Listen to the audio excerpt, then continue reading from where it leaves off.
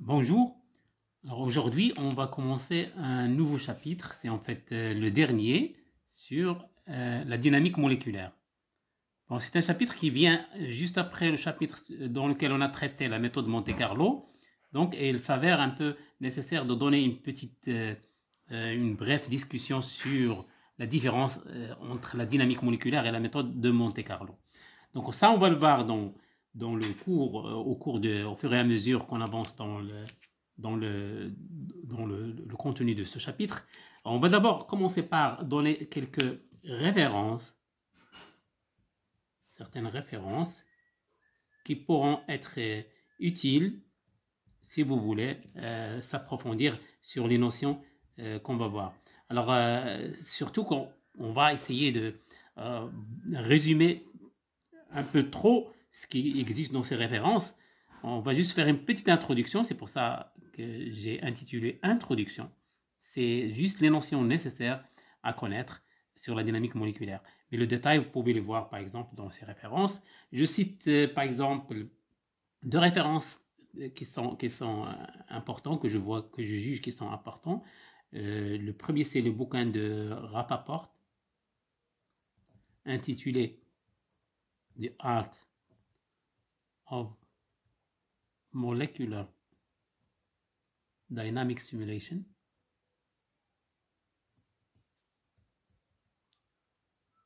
Et le deuxième, c'est Frankel et Smith.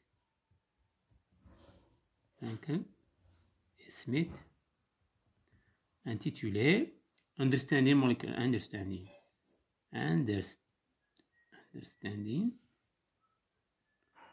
Molecular Simulation.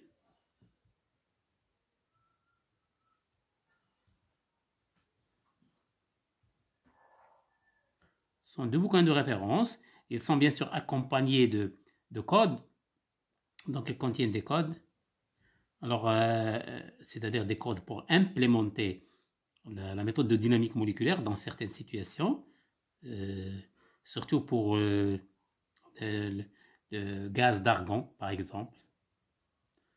Argon. Donc, le code, il est implémenté dans le premier cas, c'est-à-dire pour Rapaport, au moins dans l'édition que j'ai, c'est en langage C. Et pour Frankel et Smith, c'est en Fortran.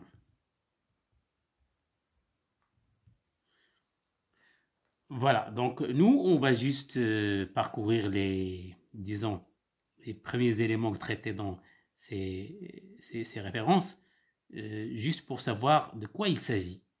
Mais pour un traitement approfondi de la méthode, il faut bien voir au-delà de ce qu'on va voir dans ce chapitre. Je commence d'abord par une petite section sur la présentation de la méthode.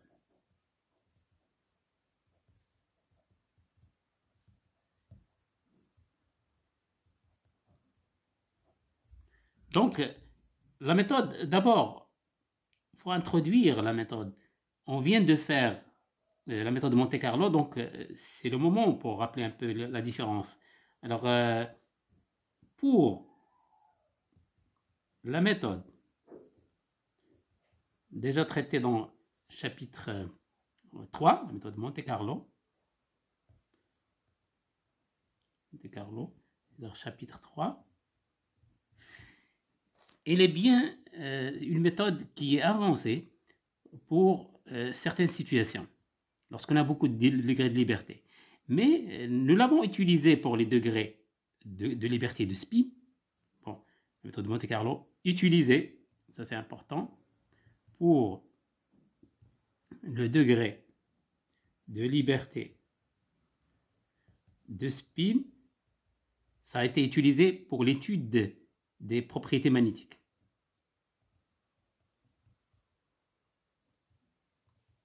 Mais la méthode va au-delà de ça, c'est une méthode générale qui permet de déterminer les grandeurs thermodynamiques en fonction si vous voulez, de moyennes stochastiques sur plusieurs réalisations de certains processus qui sont aléatoires. Alors, ça c'est important pour ces degrés de liberté parce qu'ils sont des degrés de liberté qui sont discrets. Parfois, donc, des degrés de liberté, surtout, sont discrets ou discontinus. Si vous avez des degrés de liberté qui sont continus, si vous avez une infinité de degrés de liberté, comme le cas par exemple d'un gaz avec des molécules qui peuvent avoir n'importe quelle position et n'importe quelle vitesse, alors là, la méthode de Monte-Carlo, il peut être utile dans certaines situations, mais il y a la méthode de la dynamique moléculaire, c'est la méthode la plus adéquate dans ce genre de situation. Alors dans le cas de degrés de liberté, degrés de liberté qui sont infinis, des zéros infinis, un très grand nombre de degrés de liberté qui sont infinis et continus. Exemple, mouvement d'atomes ou de molécules.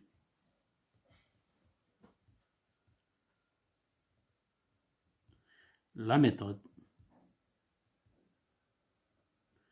de dynamique moléculaire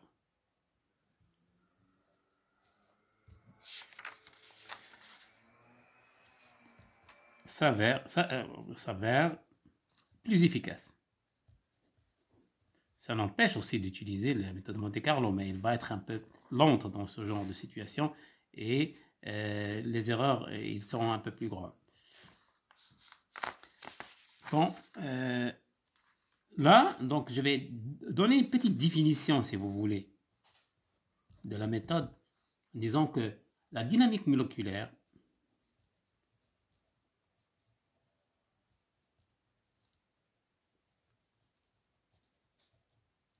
donc dans la dynamique moléculaire, ce qu'on va faire, c'est on a une certaine collection d'atomes ou de molécules dans un système. Et vous avez par exemple, supposons que vous avez un système, une collection de molécules, un gaz ou un fluide ou même un solide. Et là, ces molécules sont sujets à des interactions entre les molécules. Et donc, le traitement se fait grâce juste à la mécanique classique. C'est-à-dire, on considère que chaque atome, il subit l'ensemble des forces de la part des autres atomes. Et donc, les équations de mouvement vont traduire le comportement de ce système-là. Et la dynamique moléculaire, elle permet d'intégrer ces équations de mouvement. Donc, la dynamique moléculaire est une méthode qui permet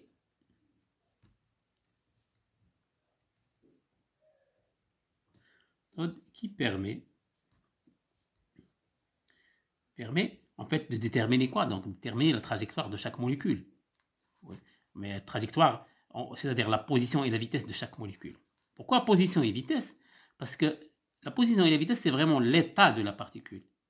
Et donc, l'état de particule, avec la position et la vitesse, permet de déterminer toutes les autres grandeurs, telles que, par exemple, l'énergie cinétique, et tout ce que vous voulez. Donc, la dynamique moléculaire est une méthode qui permet de déterminer. Et quand je dis position et vitesse, en chaque moment, ça veut dire déterminer ce qu'on appelle la trajectoire dans l'espace de phase. Déterminer la trajectoire dans l'espace de phase.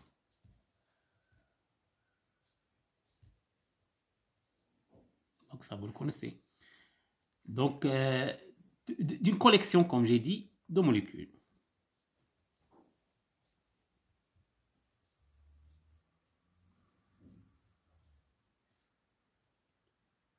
Et comment on détermine ça? C'est tout simplement à partir des équations classiques du mouvement, tout simplement. À partir des équations classiques du mouvement. Voilà notre définition, si on veut dire, de la méthode de dynamique moléculaire. Bon, c'est donc l'intégration, bien sûr, il va pas donner le résultat exact, c'est-à-dire c'est pas un traitement analytique, ce sera juste un traitement numérique. Parce que comme vous savez, si j'ai uniquement deux atomes qui interagissent, je peux décrire complètement le mouvement en intégrant les équations de mouvement de manière analytique. Mais si j'ai 3, déjà le problème se complique, ça devient impossible. Avec 4, 5, etc. Avec un très grand nombre, ça devient pratiquement impossible. Donc, c'est une méthode numérique.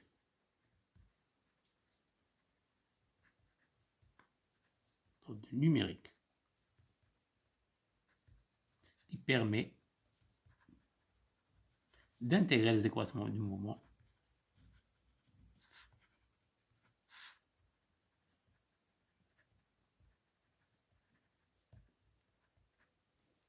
d'un système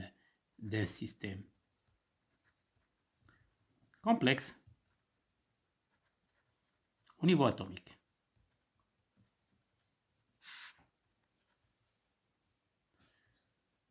Bien sûr, on ne peut pas aller au niveau qui est subatomique parce que sinon, il faut utiliser la mécanique quantique. Donc, on s'arrête au mouvement au niveau atomique. Donc, ça, c'est l'une des propriétés de cette méthode. Une deuxième propriété de cette méthode, c'est que une fois qu'on fait ça, ça veut dire tout simplement qu'on est en train de faire ce qu'on appelle une expérience numérique. C'est une expérience, c'est donc une expérience numérique, entre parenthèses.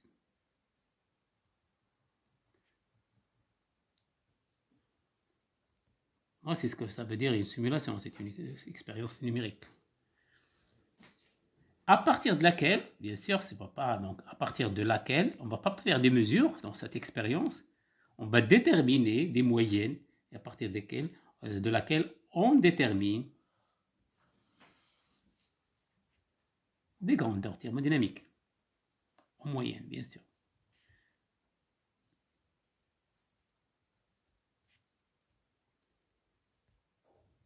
Mais ça, on l'a déjà fait avec la méthode Monte Carlo. On détermine des moyennes de grandeur thermodynamique aussi. Mais quelle est la différence? Alors la différence, c'est que là, on intègre les équations du mouvement, les équations classiques du mouvement. Et là, on intègre les équations du mouvement. Donc, ce qui veut dire que ça, ce sont des processus numériques qui seront déterministes.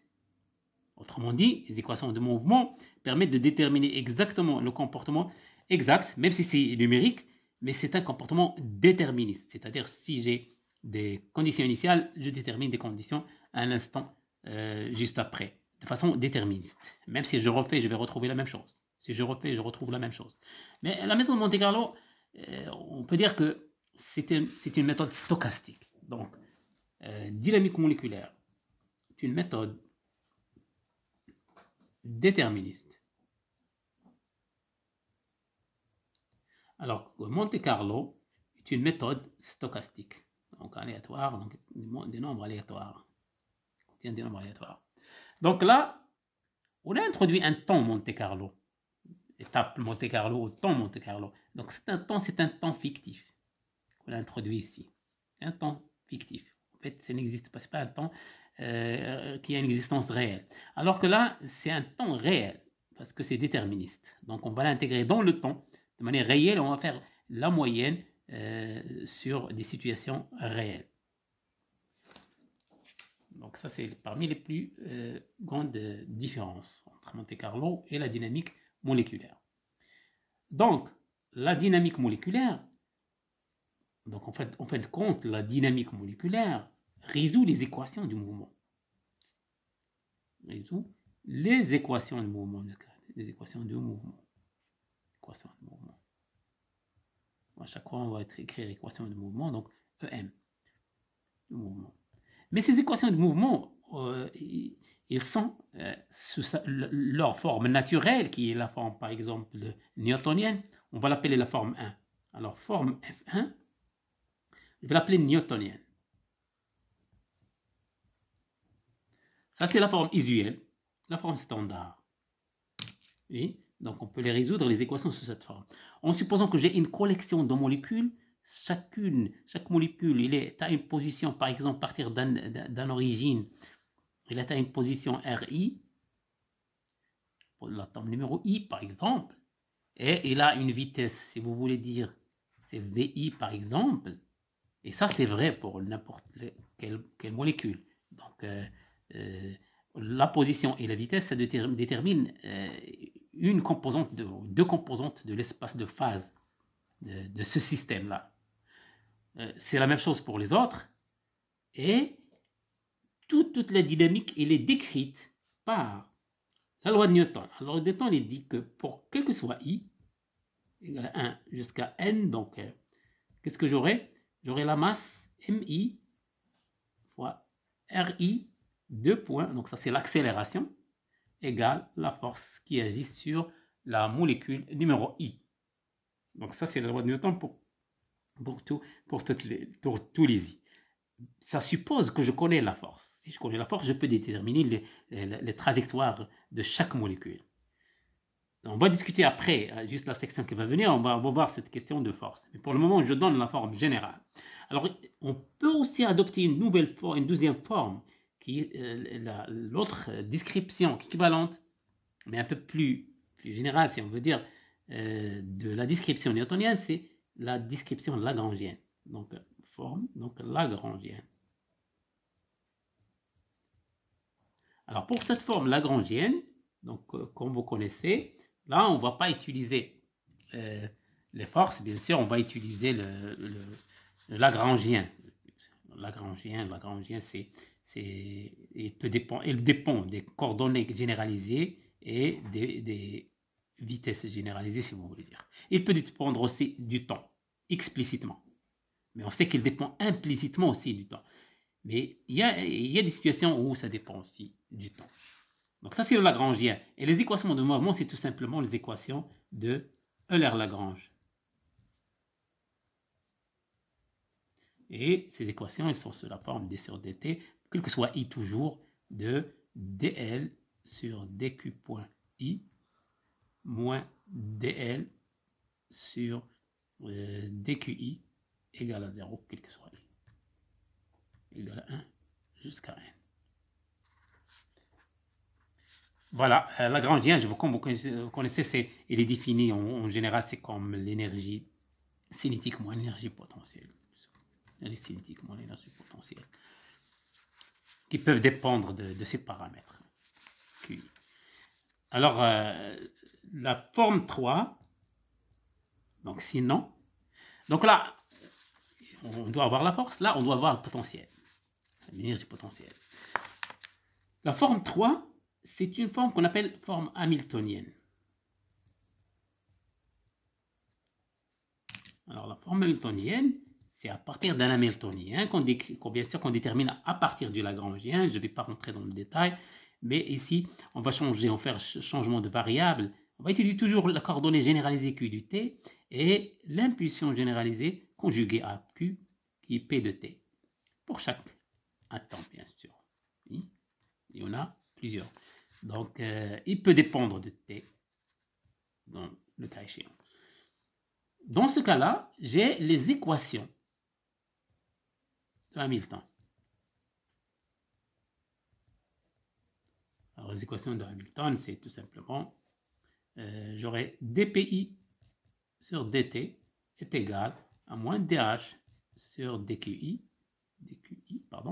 et le dqi sur dt est égal à dh sur dpi. Voilà. Donc, à partir de l'expression d'hamiltonien, j'écris les équations du mouvement et j'essaie de résoudre ces équations pour i est égal à 1 jusqu'à n. Voilà les trois formes, donc, qui seront normalement dans lesquelles on a le choix d'appliquer celle-là ou celle-là ou celle-là. Choisir, ça dépend des situations. Mais dans la majorité des cas, la forme standard utilisée, c'est la forme newtonienne. Et c'est elle qu'on va adopter. Alors, dans la suite, il y a des livres qui adoptent l'une ou l'autre des formalismes, ça dépend de la situation. Dans la suite, on va adopter la forme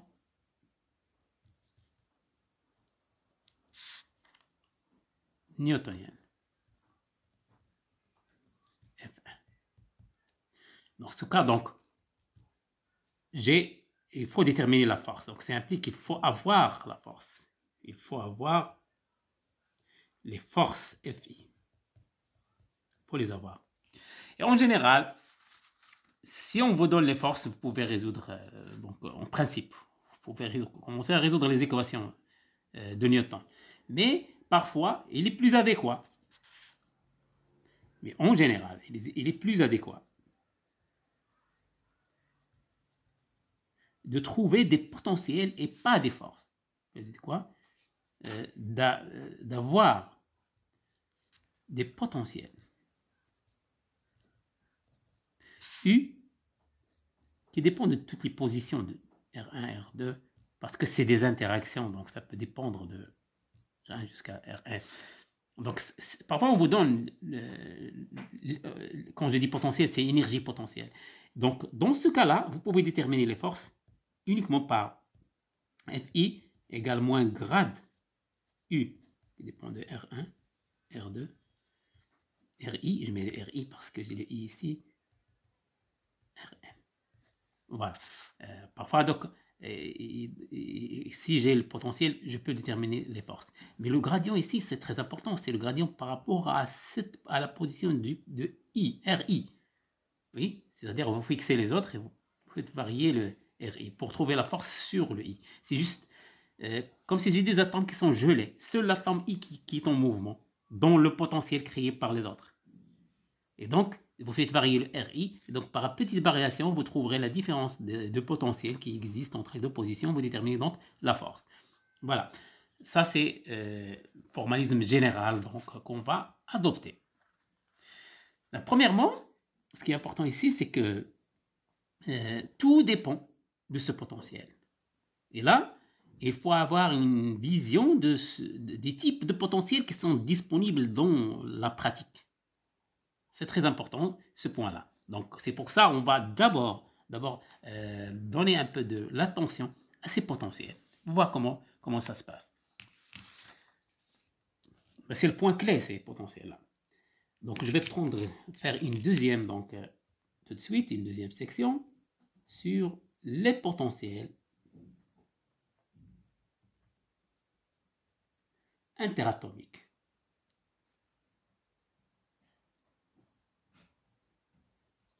Quels sont les types de potentiels qui sont disponibles, qui sont à notre disposition? Dans chaque situation, bien sûr, il serait commode de travailler avec un potentiel, mais on va voir les cas qui se présentent. Premièrement, premier cas qui se présente, il y a des types de potentiels, il y a deux types qui sont plus répandus. Le premier type, ça s'appelle les potentiels ou les interactions qui sont non liées. Il y a les interactions liées, les interactions non liées. Je commence d'abord par les non liées.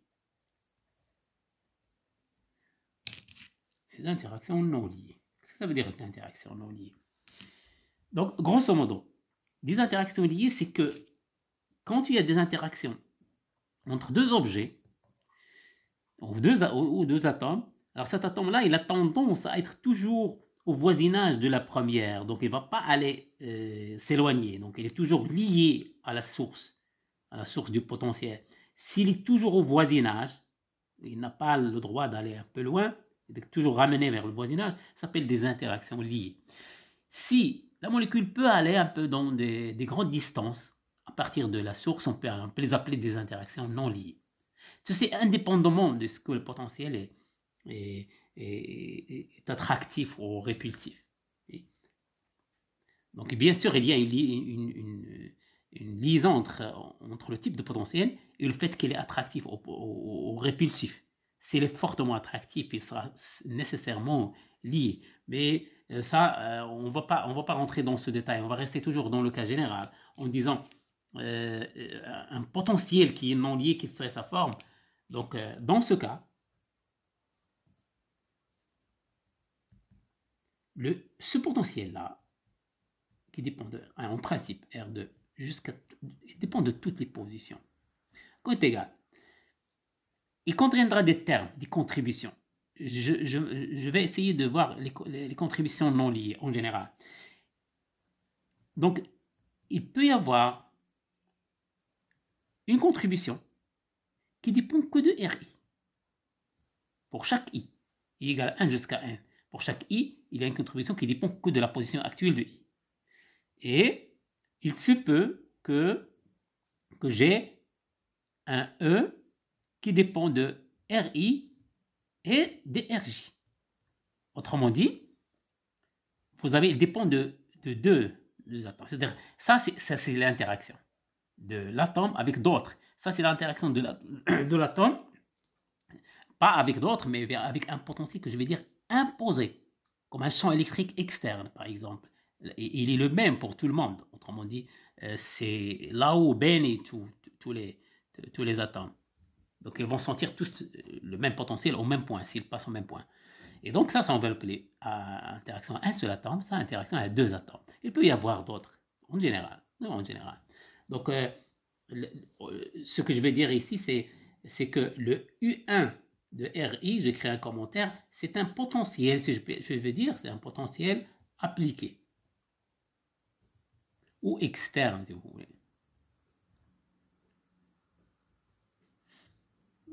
Le deuxième terme, c'est un potentiel d'interaction, de corps, RI, pardon, RJ. Potentiel à deux corps. Voilà. Alors, ce potentiel à deux corps qui est non lié, je donne l'exemple.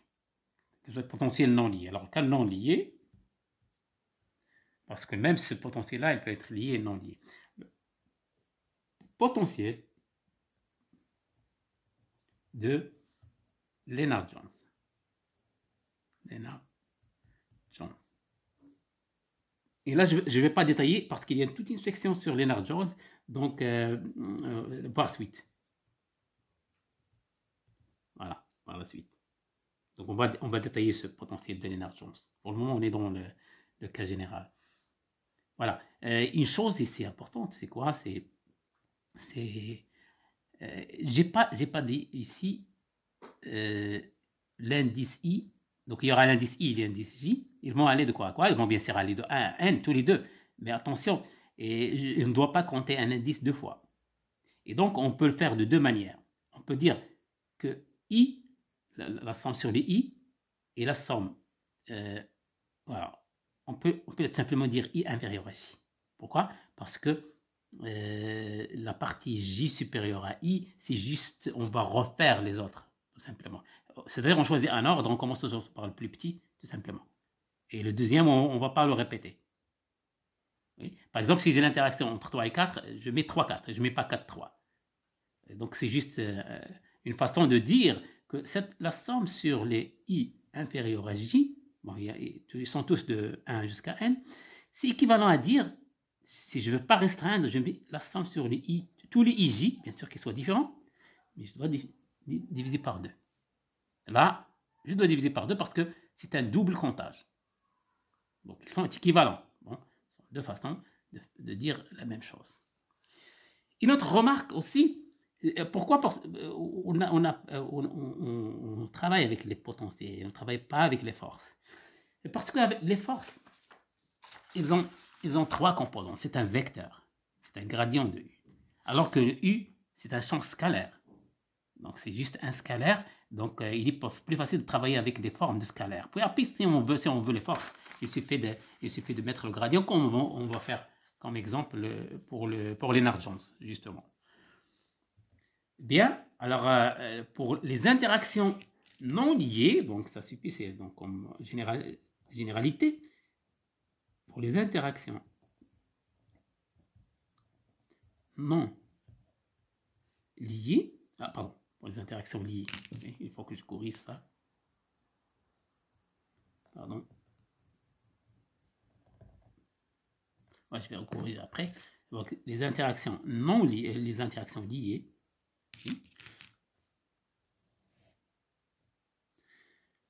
Alors, je vais donner un exemple simple. L'exemple le plus populaire, l'exemple simple. C'est ce qu'on appelle le potentiel harmonique.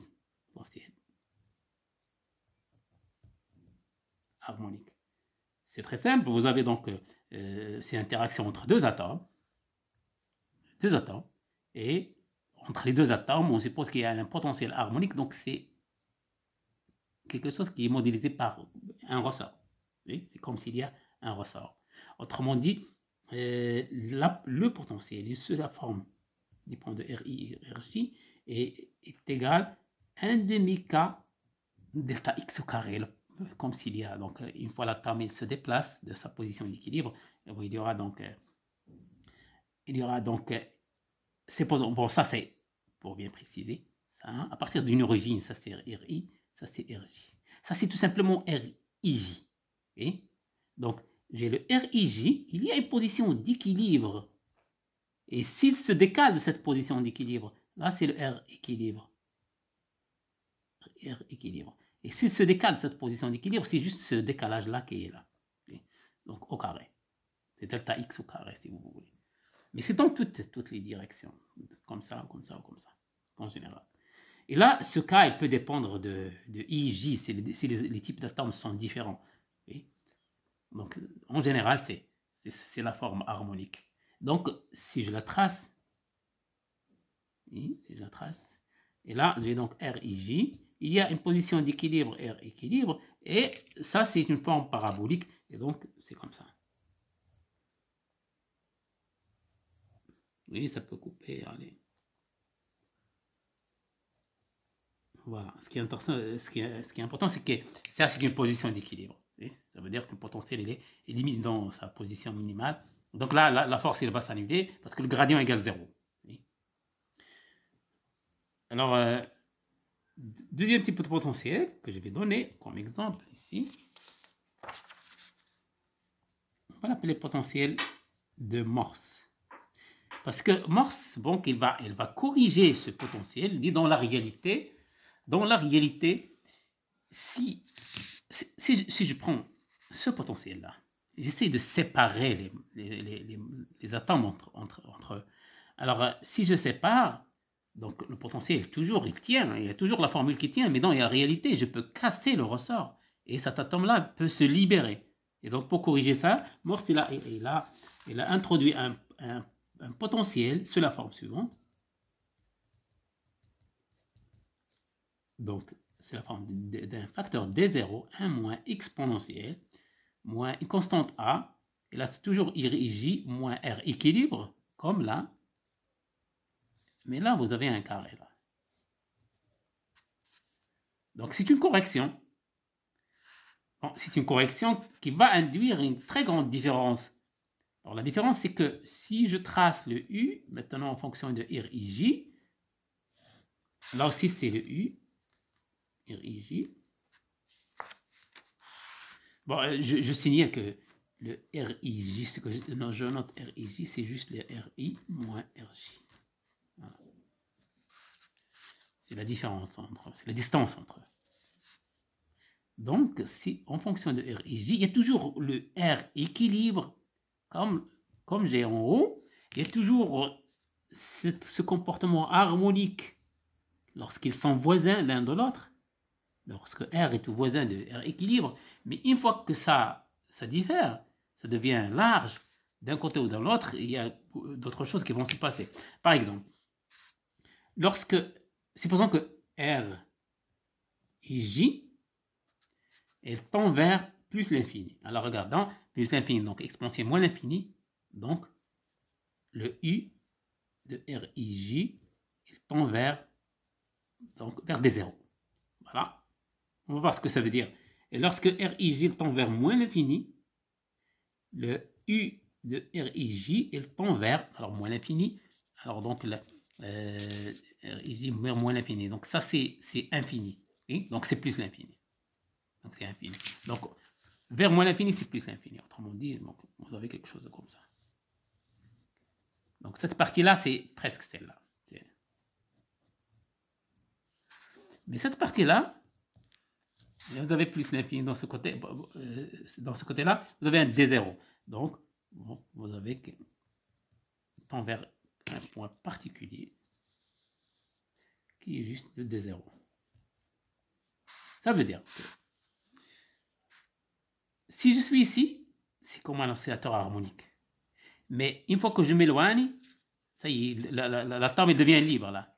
L'atome il devient libre parce que, et donc de D c'est juste ce qu'on appelle l'énergie de dissociation. Alors D0 c'est énergie de dissociation.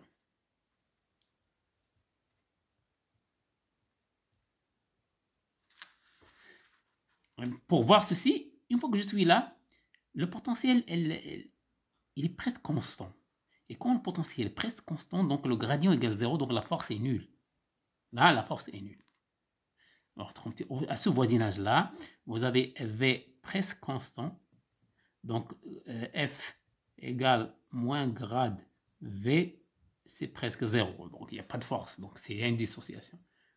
La molécule est dissociée. Donc, ça corrige un peu le potentiel de Morse. On peut voir aussi de l'autre façon que au voisinage, c'est l'oscillateur harmonique. Parce que si R est à peu près R équilibre, alors ce terme-là, il est très petit. Et donc, vous avez l'exponentielle moins A, RIJ moins R équilibre, c'est à peu près 1 moins A, RIJ moins R équilibre. C'est-à-dire exponentielle X à peu près 1 plus X. Donc ça, c'est un développement du premier ordre. Si je le fais, alors le U de RIJ sera dans l'ordre de D0, oui, et vous avez donc le 1 moins 1, donc fois A, et vous avez le RIJ moins R équilibre, le tout au carré, il y a un carré ici. Vous voyez bien que ça, c'est cette forme-là. Oui, le D0A, c'est un demi-carré, tout simplement. Voilà, donc harmonique. Voisinage de R équilibre. Bien.